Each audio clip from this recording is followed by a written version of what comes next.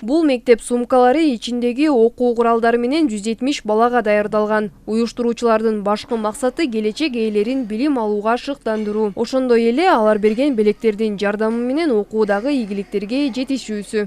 Ушул бир сумканын айынан же болбосо окуу куралдарынын айынан же бир мектеп формасынын айынан мектепке бара албай, билим ала албай, бүгүнкү күндө баягы билим булагынан суу иче албай отурган көптөгөн биздин кичинекейлерибиз көп да. Ошондуктан дагы биздин алардын ата энелерине же опекун алган ким болсо дагы тайнеси тайтасына айтабыз.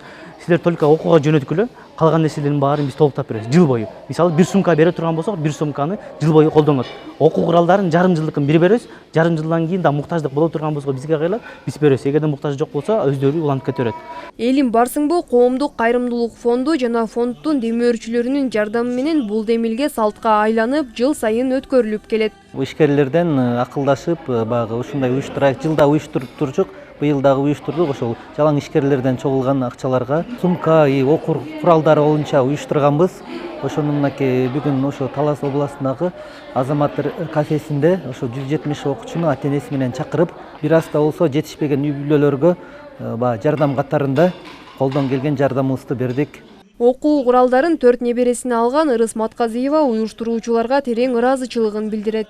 Буда болсо бирке биздин үй бүлөгө жеңилдик деп ойлойм. Элим барсың коомуна, мэрияга, окшогон ишкер балдарга чоң ыраазычылык билдиребиз. Балдарыбыздын бакыты үчүн, балдардын келечеги үчүн кам көргөнүңөргө рахмат силерге. Ишиңерде ийгилик болсун, ден соолук болсун.